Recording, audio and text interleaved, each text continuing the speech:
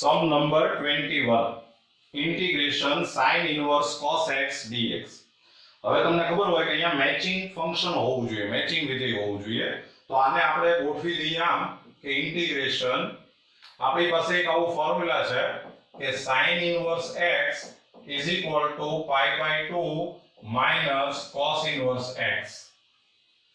તો આ sin inverse x એટલે આને આપણે કહી શકીએ pi by 2 minus cos inverse of cos x dx. આમાં x જે છે એ x belongs to 0 to pi. તો ઇન્ટિગ્રેશન આ થઈ ગયું pi by 2 minus x dx. તો આન્સર આવશે pi by 2x minus x square by 2 plus c. चलो सम number 22 integration 1 upon cos x minus a into cos x minus b dx.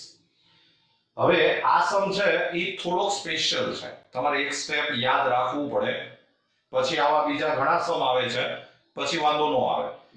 જો આ એક સ્ટેપ તમારે યાદ રાખવું પડે એવું છે.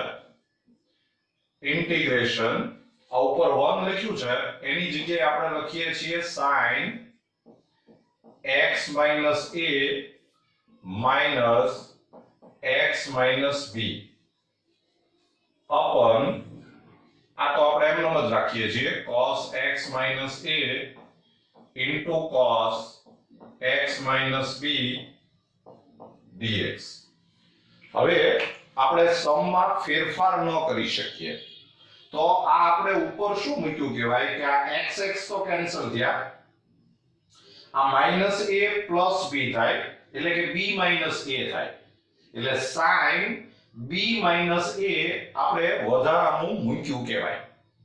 તો ઈ પાછું અચળ છે, કોન્સ્ટન્ટ છે, એટલે હું અહીંયા આગળ 1 upon sin b minus a આવું આપણે આગળ મૂકી દઈએ.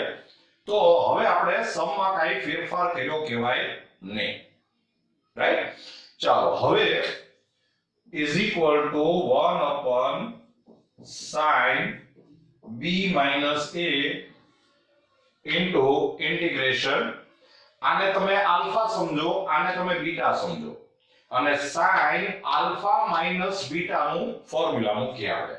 તો આ થશે sin x minus a into cos x minus b minus cos x minus a into sin x minus b upon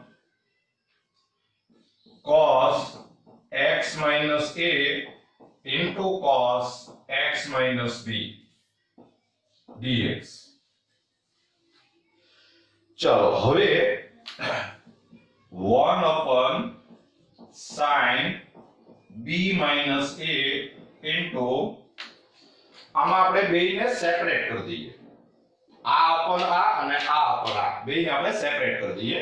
તો આ upon આ મૂકશો એટલે cos cos કેન્સલ થશે અને આ sin upon cos એટલે ઈ થઈ જાય tan, એટલે આ થયું tan x minus a minus આ upon આ કરશો તો આ cos કેન્સલ થશે અને આ sin upon cos એટલે ઈ થાય tan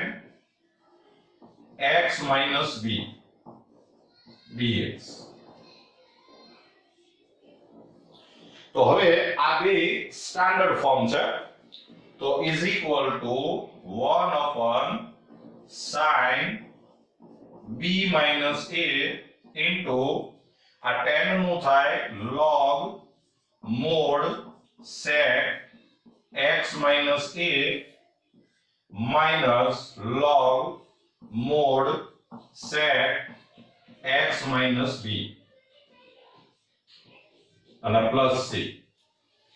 તો આમ તો આ આન્સર આવી ગયો કહેવાય, પણ હજી તમારે જો હજી આને થોડું વધારે સિમ્પ્લિફાય કરવું હોય તો આમ કરી શકાય કે is equal to 1 upon sin b minus a into આ બે log ની વચ્ચે માઈનસ ની સાઇન છે, માઈનસ ની સાઇન છે એટલે આનું ડિવિઝન થઈ જાય, ભાગાકાર થઈ જાય, એટલે આને તમે આમ લખી શકો કે log mod sec x minus a upon sec x minus b plus c.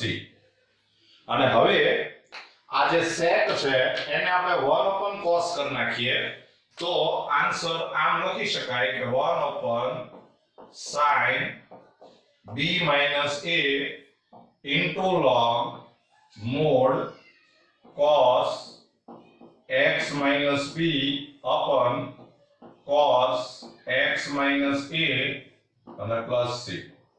લ્યો આ આન્સર આવી ગયો.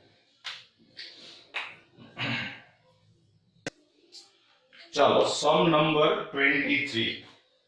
integration sin square x minus cos square x upon sin square x into cos square x dx. તો મિત્રો આમાં આપણે શું કરીએ કે આપણી પાસે ડિવિઝન નો રૂલ તો છે નહીં, તો આ બેને આપણે સેપરેટ કરી દઈએ.